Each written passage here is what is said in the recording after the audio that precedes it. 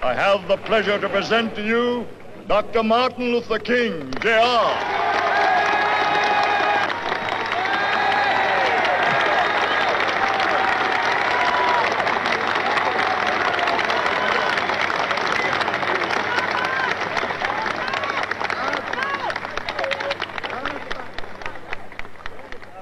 I am happy to join with you today in what will go down in history as the greatest demonstration for freedom in the history of our nation.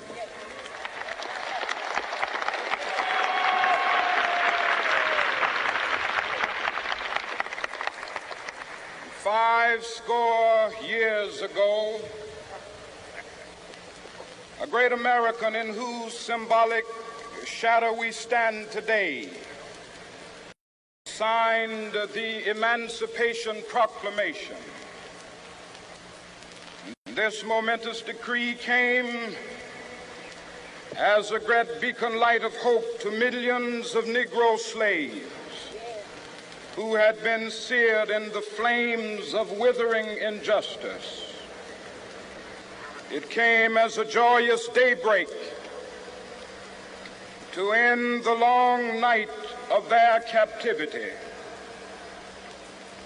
But 100 years later, the Negro still is not free. 100 years later, the life of the Negro is still sadly crippled by the manacles of segregation and the chains of discrimination. 100 years later, the Negro lives on a lonely island of poverty in the midst of a vast ocean of material prosperity. This nation will rise up and live out the true meaning of its creed. We hold these truths to be self-evident, that all men are created equal.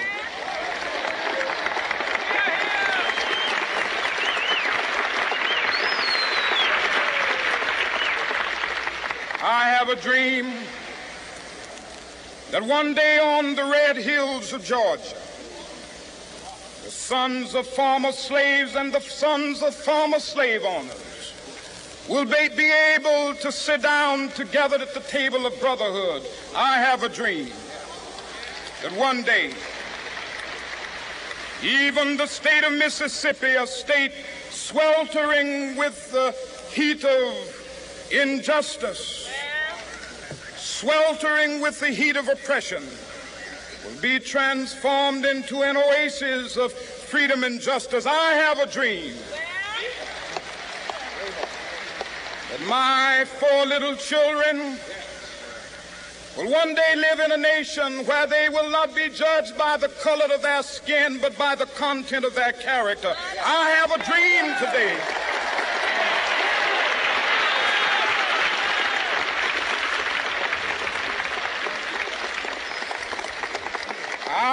a dream that one day down in Alabama, with its vicious racists, with its governor having his lips dripping with the words of interposition and nullification, one day right there in Alabama, little black boys and black girls will be able to join hands with little white boys and white girls as sisters and brothers. I have a dream today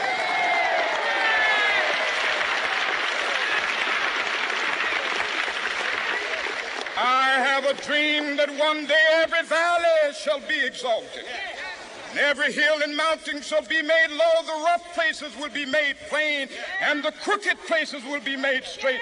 And the glory of the Lord shall be revealed, and all flesh shall see it together. This is our hope. This is a faith that I go back to the South with. With this faith, we will be able to hew out of the mountain of despair a stone of hope. With this faith, we will be able to transform the jangling discords of our nation into a beautiful symphony of brotherhood. With this faith, We will be able to work together, to pray together, to struggle together, to go to jail together, to stand up for freedom together, knowing that we will be free one day. This will be the day. This will be the day when all of God's children will be able to sing with new meaning, "My country, tears of thee. Sweet land of liberty, of thee I sing. Land where my fathers died, land of the pilgrim's pride.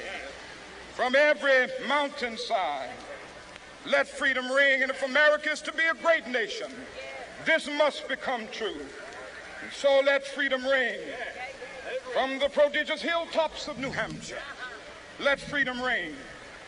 From the mighty mountains of New York, let freedom ring. From the heightening Alleghenies of Pennsylvania, let freedom ring. From the snow-capped Rockies of Colorado, let freedom ring. From the curvaceous slopes of California. Not only that, let freedom ring from Stone Mountain of Georgia.